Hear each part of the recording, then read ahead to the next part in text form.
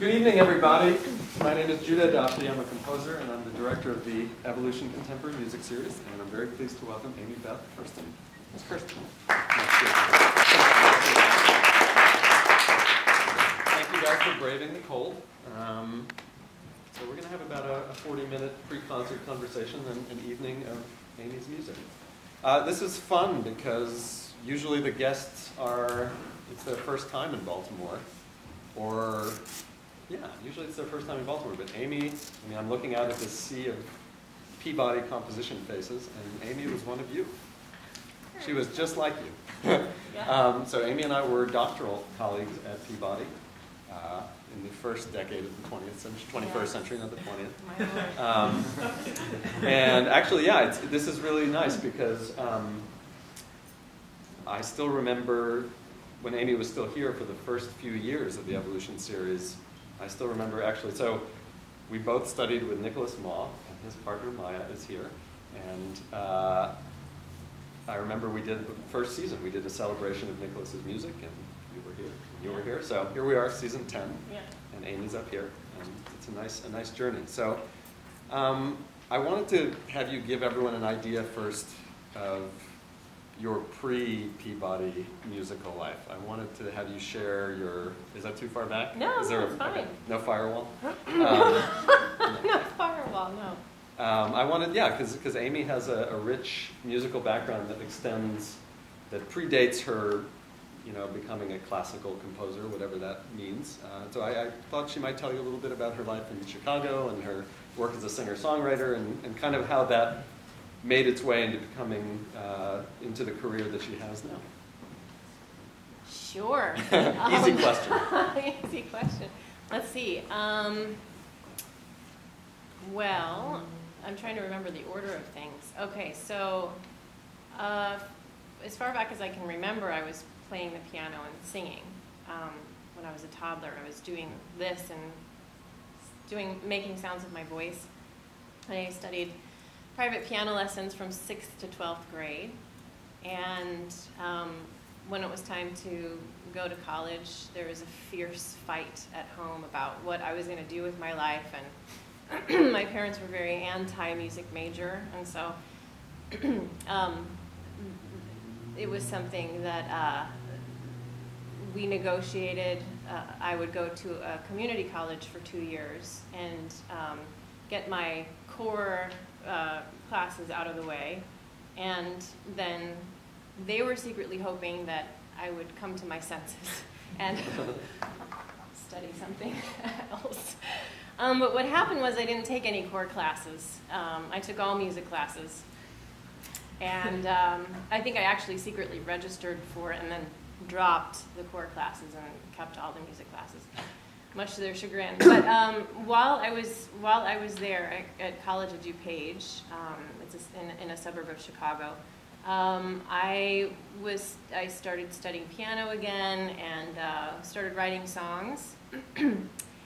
And so I did that. I just kind of got my feet wet with the whole songwriting thing, and I started performing a lot, just me and the piano. And then when it was time to transfer to a 4-year school, the same fight came up again, of course. And I don't know how or this happened, but somehow the voices got drowned out, and I was able to go to a 4-year school and major in vocal jazz performance. And that was a very weird and wonderful thing to do because I was the only singer in the program. And so for the 5 years or so that I was at this 4-year school, I was put in with the instrumentalists. So basically I was a horn for 5 years. And I learned to think of my voice as a horn rather than, a singing voice or something that needs text all the time. So I learned to improvise like a horn player. I had to take all the same juries that the saxophones and the trumpets had to do. So all the scales at a certain tempo, up 3 octaves, down 3 octaves, all the 2-5-1 patterns. I had to improvise over charts and And were you the only vocalist? I was the only vocalist. They didn't know what to do with me, so they had a vocal teacher who is like a mom to me now. I mean, I'm still in touch with her. But she also had a vocal group that was probably 6 or 7 voices. Again, it was me and instrumentalists singing. And so, but it was terrific because she had a very unusual way of approaching that particular ensemble. She would, at the beginning of rehearsal, she's like 4 feet tall, and she'd bring in a painting from the wall, like hanging somewhere in the school. She'd bring the painting into the rehearsal room, and she'd say, "Okay, we're going to sing the painting." And we'd all look at each other like, "What the hell is she talking about? We're going to sing the painting," and that's all she would say. And we'd have to figure out, how to kind of represent this painting, with our voices. We had to figure out, like, on the spot, this kind of spontaneous composition, and listen to each other and build the drama of the piece.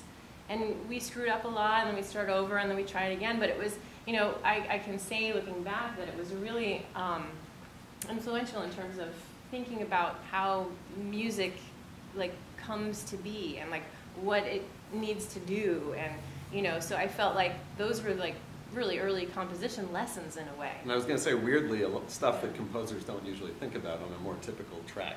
Yeah, like that's undergrads true. taking composition, you're not thinking about all the things you were thinking about the voice, which are so, I think, now that you said that, sheds a lot of light on how you use the voice in your work, and also just the idea of how a concept becomes a piece of music, that it's not just notes on a page. Yeah.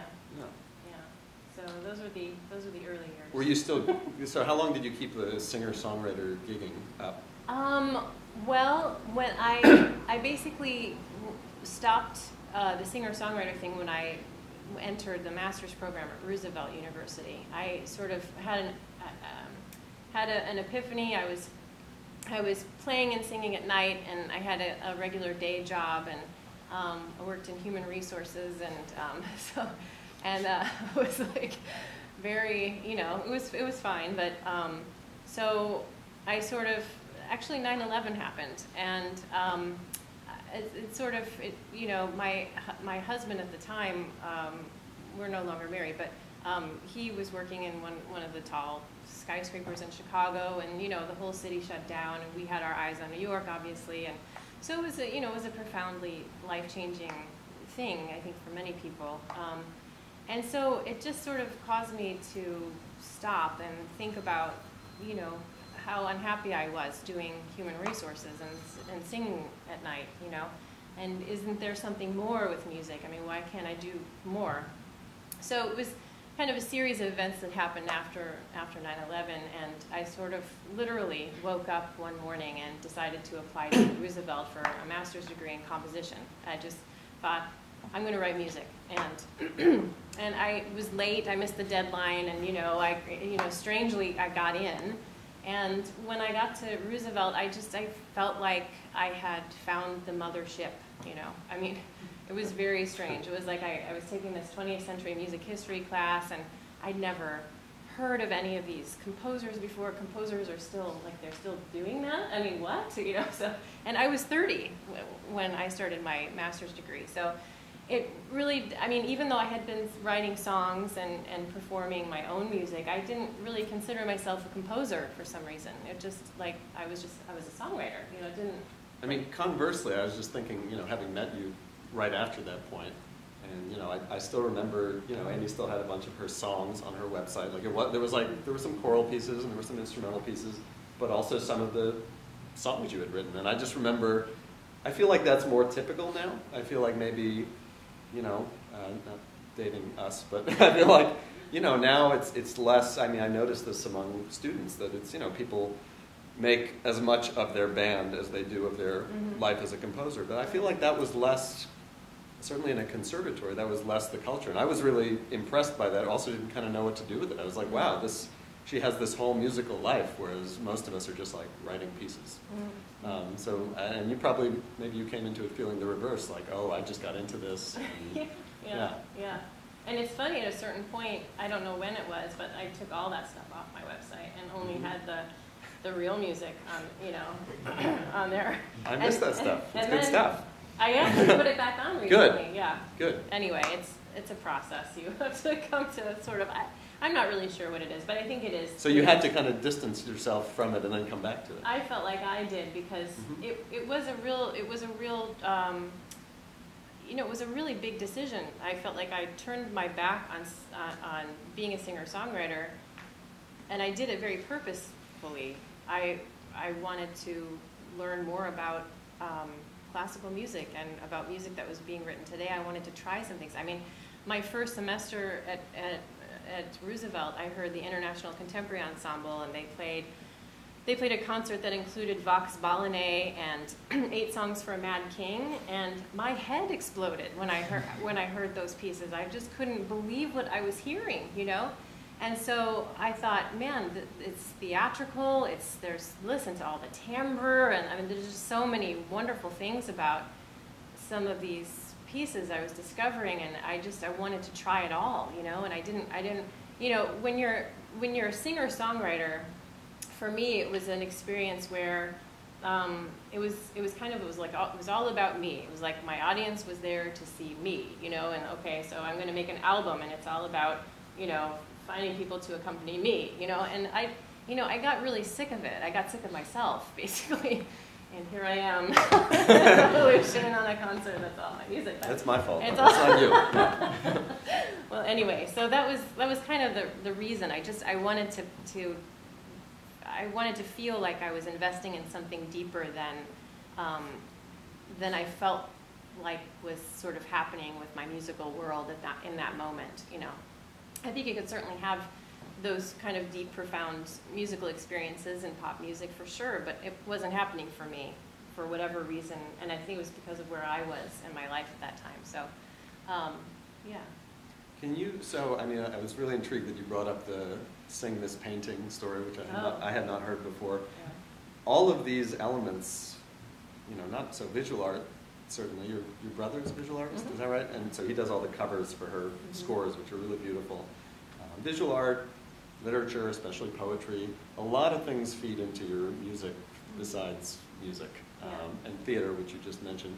Could you talk about, were those things all a big part of your life before you became a composer? Like, were you a big poetry reader, writer? Were you in the theater at all? Because all that has become, I think, really elegantly integrated into who you are as a composer. Oh, thank you, Judah. That's very nice. Well, in high school, I played the narrator in Joseph and the Amazing Technicolor Dreamcoat. I was also Mrs. Sowerberry in the musical Oliver. You know, later in my college career, I was in Our Town, and I played George's mom. And then I wrote music for Off-Loop Theater, like did some sound design and wrote some original music for plays and stuff. And yeah, so theater was always an interest. I mean, growing up in Chicago, you've got Steppenwolf and you've got Looking Glass, and these are all, I mean, there's such a part of the culture of Chicago. Theater is very important in that town, and so it's kind of impossible. And I was previously married to an actor, and so that sort of really sort of seeped into my way of thinking about music. I mean, I can't think, and this is true for me too in a different way, but I can't think of a piece of yours that is entitled, you know, Violin Sonata. Like, I mean, they're all very evocative. They're all, you know, however abstractly narrative, dramatic. Everything I've known that you've written, that's really become a part of it. Was that deliberate, or did it just happen organically when you started to write concert music? Yeah, I think it just happened naturally. I mean, you know, one of the things I love about composing is how meditative it is, and how it's really the only place I feel like I can escape into my imagination, and anything is possible, you know, and you can create worlds and, you know, characters, and, you know, all of those worlds and characters have sounds, and, you know, I love that. And I think that, you know, writing poetry has been something that I've been doing since 6th grade, and, you know, it's not something that I don't feel like I'm a poet, but it's, you know, I just. Well, you've done quite a bit now. Like you've written stuff that other people have set. I guess that's true. Stop it. Okay, yeah. Not a poet. Yeah, no. But yeah, I mean, you know, it's for me, music is more than sound. You know, it's I think music is very human because it's an art form that breathes, and it has a pulse and it has a rhythm, and it's, you know, it is its own sort of thing, and I feel like it almost exists outside of us in a way, you know, those of us who make it and think of it, in a way that other arts don't do, in some way. I'm not really sure. I've never articulated this thought before, so I'm not sure I'm doing a very good job of it. But anyway, it's just, you know, you know, for me, being just completely free with imagination, whatever that means. If it means that I'm going to use text, or if I'm going to have staging for this piece, or if it means that you know, I'm going to build a piece that uses the physicality of the music as a compositional tool. So, for example, if you're playing something that goes like this, that kind of looks like a shiver. And what would happen if you had not only a visual shiver, but also an aural shiver, and this kind of shiver idea kind of went through the whole piece, and you know, there are these movements that go with it and sounds that go with it. So it's kind of this, Harry Parch had a term he called corporeal music, yeah, where, you know, the instrumentalists were everything. They were the actors, they were the singers, they were the participants in the stage, the drama and the ritual of the piece. And so that really, I just feel like that really resonates with me. Is that a big part of your creative process? Because when, you know, you'll hear Amy's music, there's speaking, there's singing, there's breathing, there's a lot of very visceral stuff that's happening.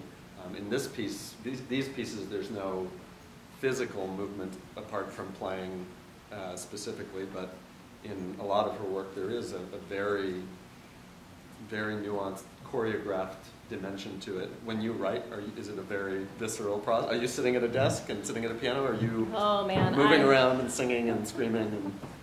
Well, okay, so I videotape myself composing. So if I'm sitting at a piano, I have a video camera that's above, focused on the keys, so that I can see what I'm doing physically, and I transcribe not just the notes, but also the movements. I also, if I'm not using the video camera, I record myself in GarageBand a lot.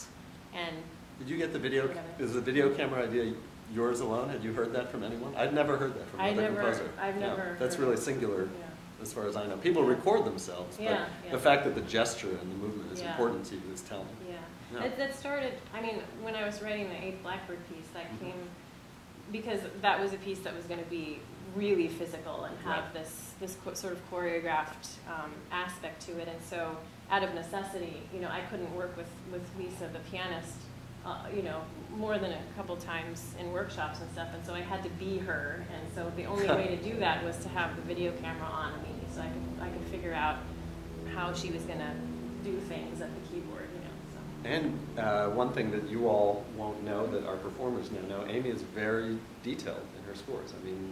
That's not maybe to an atypical degree, but you have a really clear sense of what you want both sonically and physically from the players, it seems like.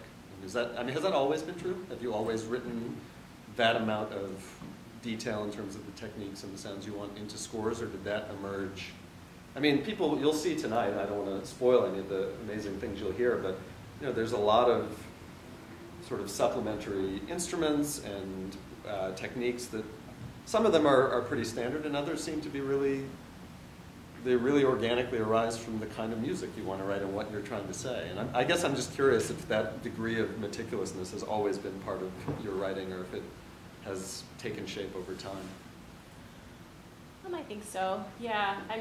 It all depends on the piece, obviously. If I'm writing something for 6th grade chorus, there's not going to be a lot of weird notation, or it's going to be pretty straightforward. But a solo piece for Tim Monroe, you know, where he's vocalizing and playing, and it's just this constant back and forth between the flute and the voice, is going to be like really, you know, I mean, the score alone for that piece, Pirouette on a Moon Sliver, took like 12 months because.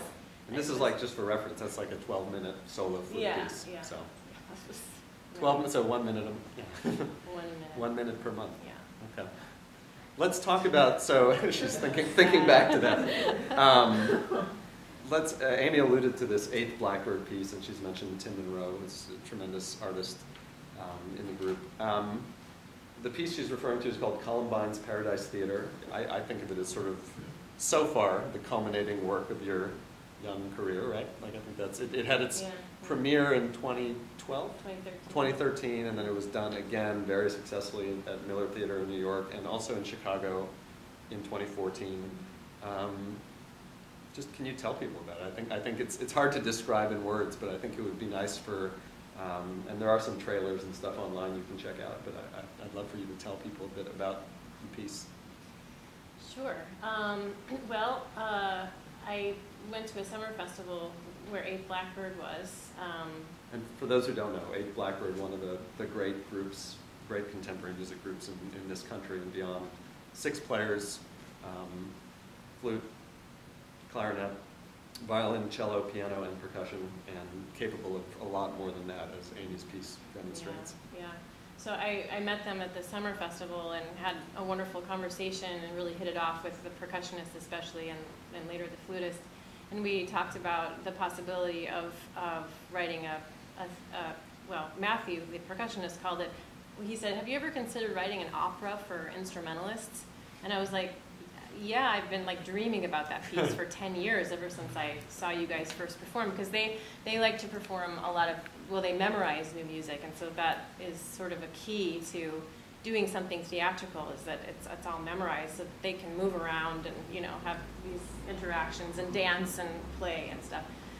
So I got home from the festival, and while that conversation was still, you know, on both of our minds, I wrote up a proposal and sent it to 8th Blackbird and said, I want to write this piece for you. Can you give me the green light to apply for some funding? And so I was really lucky, and I got a couple of, you know, opportunities came up, and we got funding for it. And so so the piece is basically, it's a musical fantasy on the Commedia dell'arte. So there are 3 characters, 3 characters from the Commedia: Columbine, Pierrot, and Harlequin.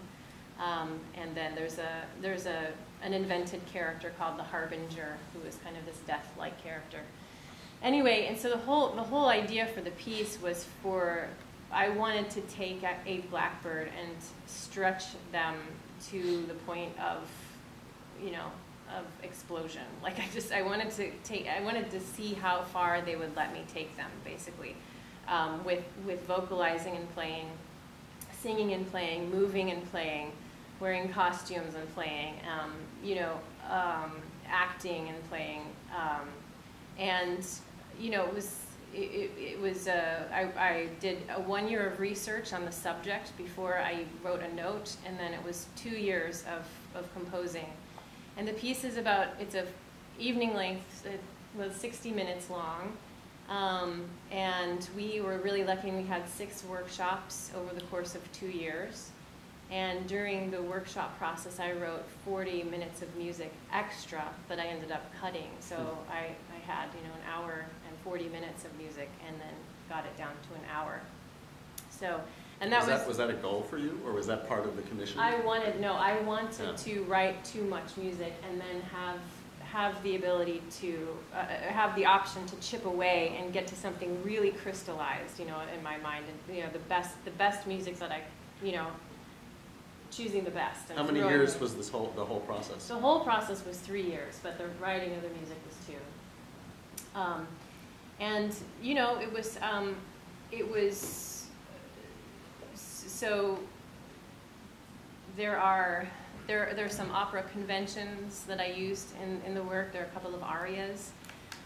Columbine is played by the pianist, and she sings this kind of weird waltz.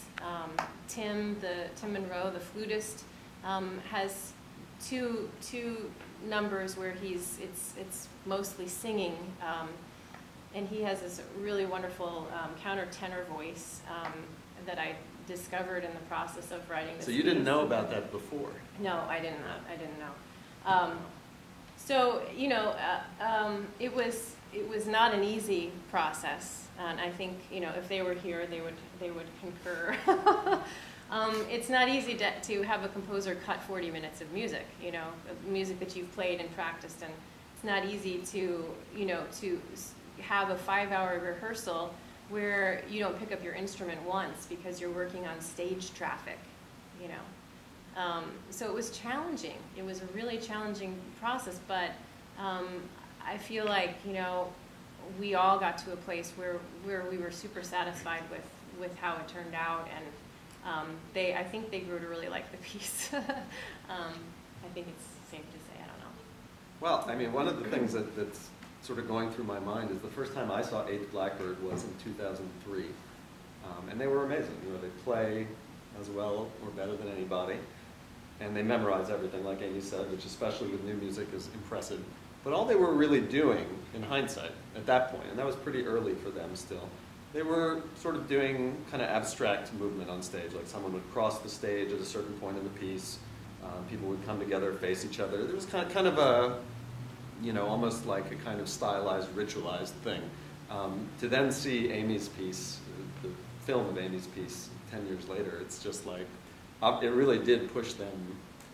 You know, it pushes them beyond all limits, and they seem to completely embrace it. Like and there's a director involved too, right? So was that always part of the concept, that there would be, it wouldn't just be composer and ensemble, that there would be a bona fide director? Yeah, that was part of the deal when we were first talking about the piece.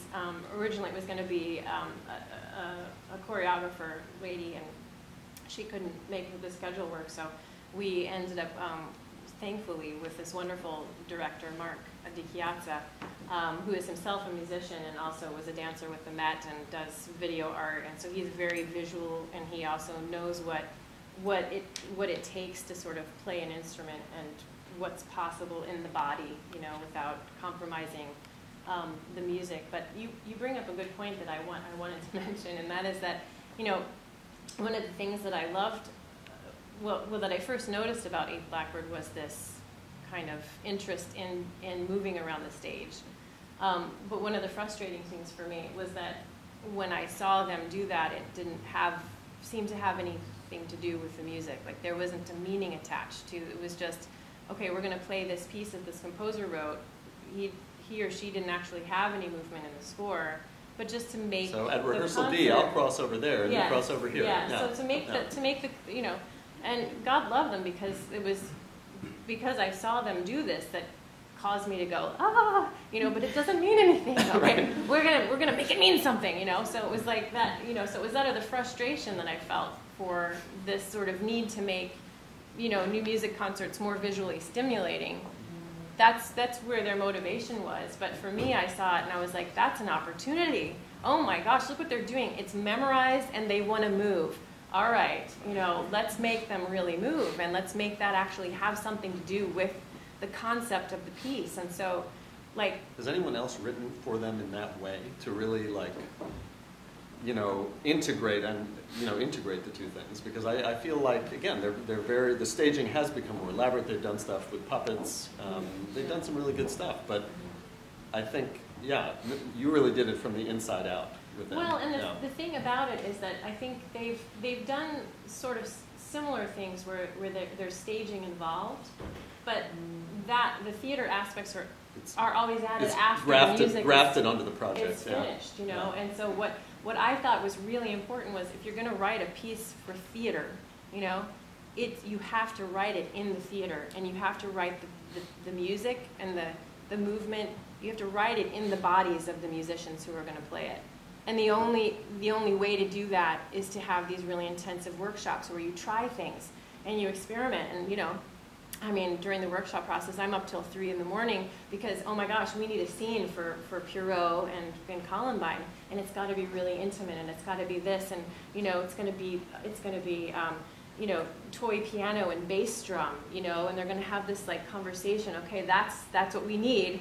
I'm going to write it. And they tried it, and then we figured out, you know, so it was just this wonderful, the workshops were so integral to the making of the piece, and so it allowed us to actually infuse the music and the concept and the visual poetry with these extra musical elements that you know, just ended up shaping so much of the piece. I mean, one of the things that you're saying that resonates with it, I think, with the pieces you're going to hear tonight, I don't know, I'm picturing, I've had the fortune to at least see the film of Columbine's Paradise Theater as some of my students here. And for example, there's a string of percussion like strung across a section of the stage, and I assume that's all very specifically chosen percussion. Yeah. Oh, yeah. So one of the things you'll see and hear in Amy's music tonight is nothing feels, you know, grafted on, and I think that's really important. Like, you know, she asks for a certain, and we had a lot of fun emailing and texting, her and I, and then also the performers, with these things we needed for this show. I mean, if you could see the stuff that's going to be in the piano, maybe you can after the show. Yeah. But it's like, it's very specific, and it's not very specific simply to make an arbitrary sound. It's there because it has to be there for the piece. I mean, you needed a certain kind of bell or a certain kind of, I mean, not just pitches, but colors, and it seems like that's sort of a microcosm of what you're saying about Eighth Blackbird, that, you know, everything has to come from the piece. It sounds obvious, but it's not always true. I think a lot of times composers will sort of go down a checklist of cool sounds, and I think your music often feels to me like the opposite of that. Like, the cool sounds kind of have to be there, because otherwise, how are you going to get the story across? Well, it seems like storytelling is at the heart of most of your pieces. Well, that and you know, if you like poetry, I mean, poetry is a really good example of only using what's necessary and finding those things, the words or the images that are necessary in order to get your idea across, and not having anything else in the way, you know. And so I feel like I'm getting there. I feel like Columbine's Paradise Theater was sort of just the beginning of something that I'm so excited to continue with, you know. It feels like, in some ways, like what you said is true, that's a culmination, because it's like, for now, yeah. But like for me, I'm just like, oh my gosh, there's this whole world of possibilities, you know. But, I mean... Do you want to tell them about your next, because you have another big theatrical project you're working on. Sure, yeah. Have to give you a chance to, and you should talk about your group too. So Amy has a collective that is, it's not new really, is it? Or it's sort of really coming into its own, called Howl. And it's not just, you know, composers, it's not just musicians, there's a poet, there's a director. I'll let you tell us more about Howl and about the piece that you're writing for Sandbox Percussion. Yeah.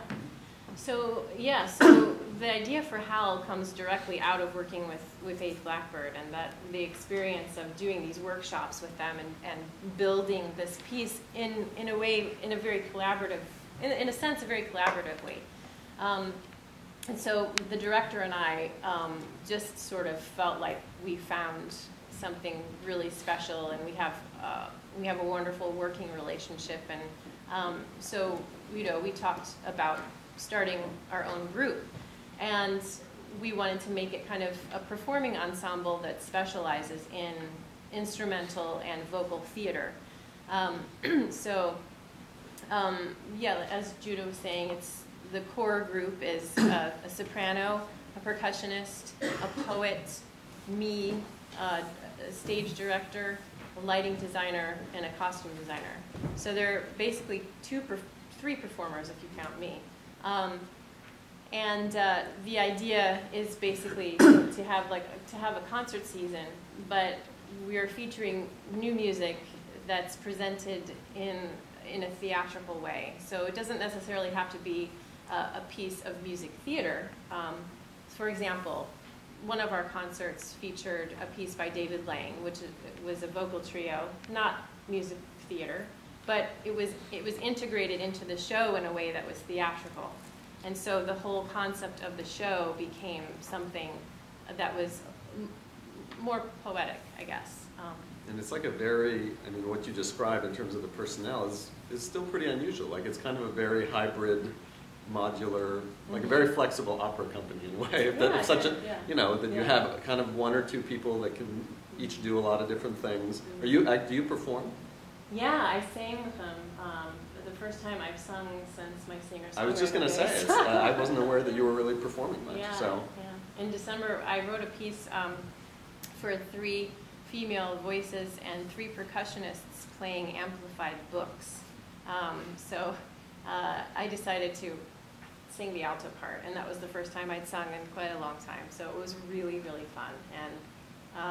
And so anyway, and so that's basically Howl in a nutshell. And whenever we need an extra, you know, instrumentalist, we'll have, you know, a cellist who also sings will come and join us for a number, you know, that sort of thing. So in a way, it's modular, sort of like ice. But everybody that we invite also has to have this something else, not just their instrument, but they sing, or they, you know, play accordion, or they do something other than, or they act, or, you know.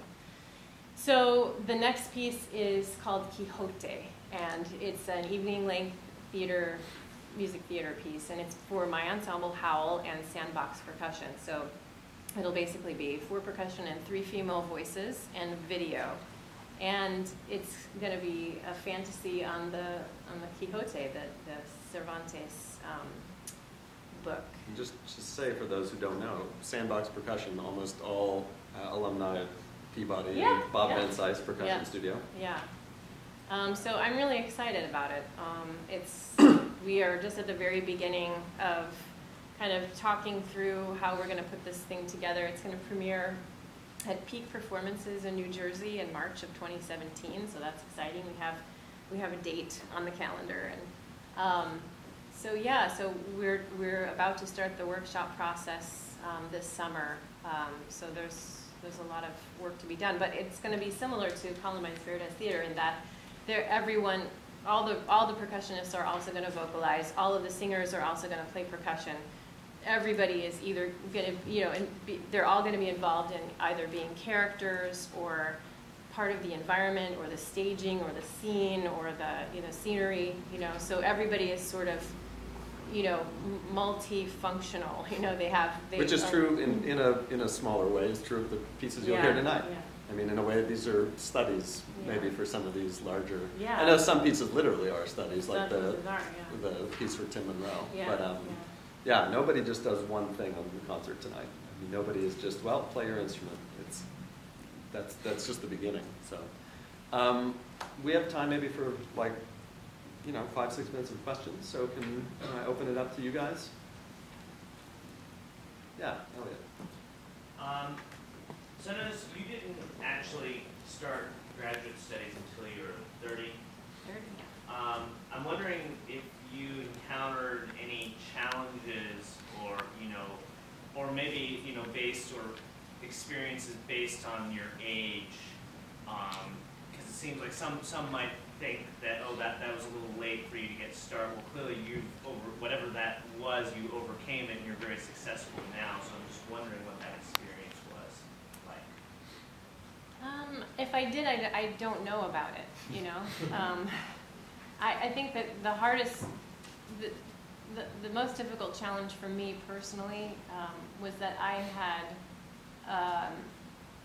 had established for myself a way of dealing with music that was, because I had studied jazz and I was a singer-songwriter, so I wrote charts. And those charts were like, you know, chord symbols and, you know, improvising and not having to notate music. And it was a huge fear that I had to overcome. My first couple of semesters of graduate school, I was really frightened of forcing music into bars, and it felt like I was trapping it somehow in this very cruel way, you know. And I thought that my music wasn't going to sound free, you know, if I notated it, like what would happen? You know, it was just that was the biggest challenge that I had to overcome. And I was really lucky. I had a teacher named Stacy Garrett who recognized this crazy thing that was was dealing with, and she said, well, why don't you just not notate anything? Why don't you just get a big piece of paper and hang it on your wall and draw a picture of the music the way that you want it to sound? And this reminds me of a funny story about Nicholas, actually, because oh, I remember this. Yeah. Yeah, because I still do that now. I have these huge pieces of paper, and I, chart the music. And my first semester of studying with Nicholas, I brought in this. It must have been a 12-foot long piece of paper, like rolled scrolls, up, right, like scrolls, like rolled up, and it was an orchestra piece. And I came in with this, like, oh, Nicholas, okay, I can't wait to show him. He's gonna love this, and blah blah blah. You have these grandiose ideas of how your teacher is gonna think you're so wonderful. And so I came in and I said, oh, I'm gonna show you this orchestra piece I've been writing, and I unfurled it across the floor of his studio, and he was like, Amy, you're a very odd girl. And I was like, okay, I can live with that. That's all right, Fair enough. But anyway, I didn't feel inhibited by my age in any way. Yeah, annoyed with competitions that were for 30 and under. But that's yeah. So for your A Blackbird play, there were all these fantastic, very subtle moods that you don't encounter often. So I was wondering how you worked on having the whole cast, the whole crew, really understand what mood you wanted to explore, or did it come alive with them? Was it a technical? Yeah, that's a really good question. And I learned pretty quickly how not to speak to a Blackbird, because they have they learn like 100 pieces every month, or some crazy thing where they're all constantly processing new pieces, and they have very little patience for any kind of poetic instruction.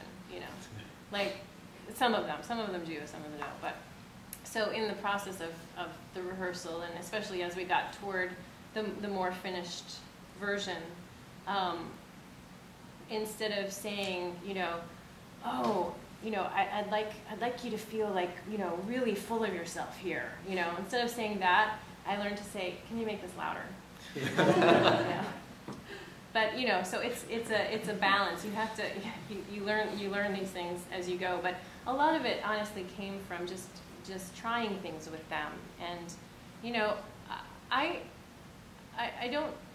I'm not sure that they kind of were really in a place when they were learning the piece to think too much about the story or too much about the characters. They were busy learning the music and memorizing it and learning the movements, And so it really wasn't until I think after the premiere that all of the meaning and the relationships kind of between the characters really started to sink in, and they got to the second performance, and it was the first performance was great, but the second performance was worlds above, because they had time to process and think about the relationships. And so yeah, that's such a gift that you got to have the repeat performances.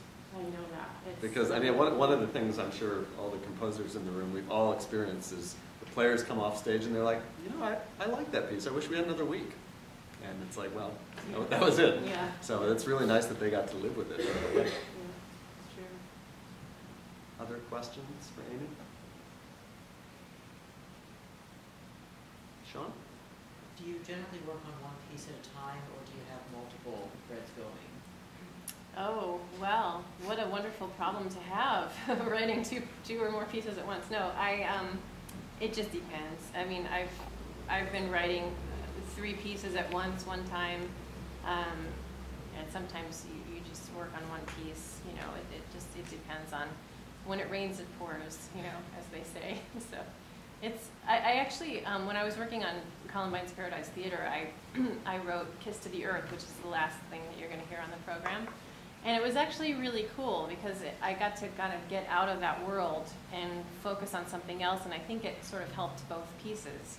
I was, really switching gears and doing something completely different, and then coming back to Columbine's Paradise Theater with this fresh perspective. And so during these longer stretches where you're working on a piece for 2 years, I actually really like working on other things simultaneously. Yeah. Another question or two? Andy? You spoke about the composing process of being very meditative, and I saw one of the videos on YouTube about you even wear the headphones, even when there's no sound coming on, to get into that atmosphere. I wonder, one, about the poets that may have moved you early and the ones that continue to move you, and in terms of the vocabulary that develops organically over time in your work, or can you speak to maybe a few things a few essential pieces of vocabulary that have, come out of this process for you thus far? Well, the poetry you'll get to share a little bit tonight. Yeah, I'm gonna read some poetry and also read some poetry from people who have inspired me. So, was that? Can you rephrase your question? Yeah, one is like the poetic influences, the ones that still stay with you, or even newer. Yeah. I mean, I don't know why. I love poetry. I mean, I love Mary Oliver. I love Elizabeth Bishop. I love Jim Daniels. I love Denise Levertov. One of my favorite things to do is just to go into a bookstore and go to the poetry section and pull out something that I've never heard of and buy it without reading it and take it home and kind of discover what's inside. And I don't know. To me there's something magical about poems, the way that there's magic about music. I mean, I love the poetic twist, where you're reading a poem and it's like this very short thing, and for the first 3/4 of it, you think you think you know what's going on, and you like get to the end of the poem and it's like, pow, oh my gosh, that just, I love that feeling of being taken on a journey and then having somebody just, turn the mirror to face you or something, yeah. So, it's. And that's an element that's carried over into, you like that twist as part of the book.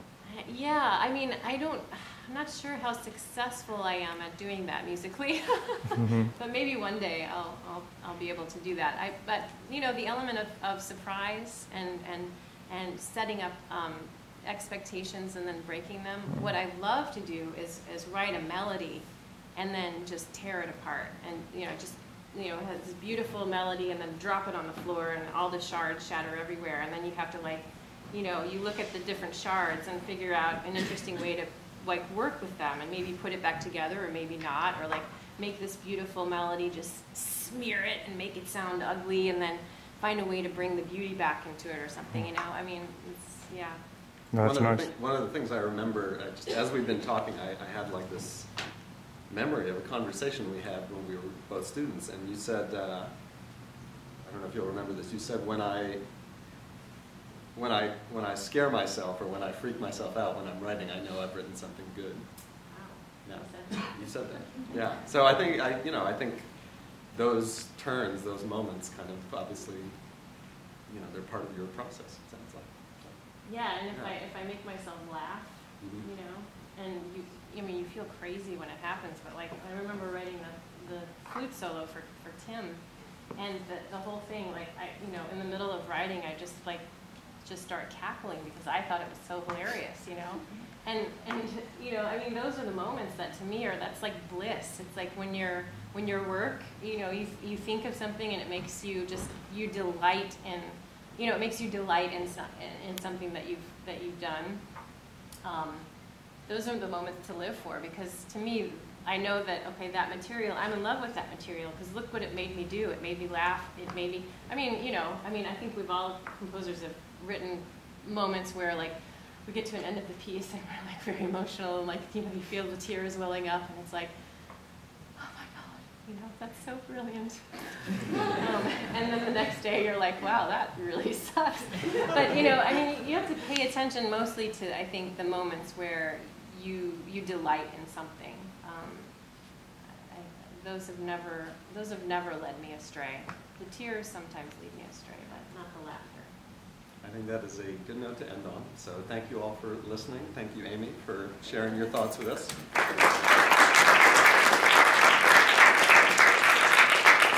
We will take about a 5-minute break. You all can find your seats, and then we will start the evening's music. Thank you so much. You're welcome. My pleasure. You guys did some good stuff. Yeah.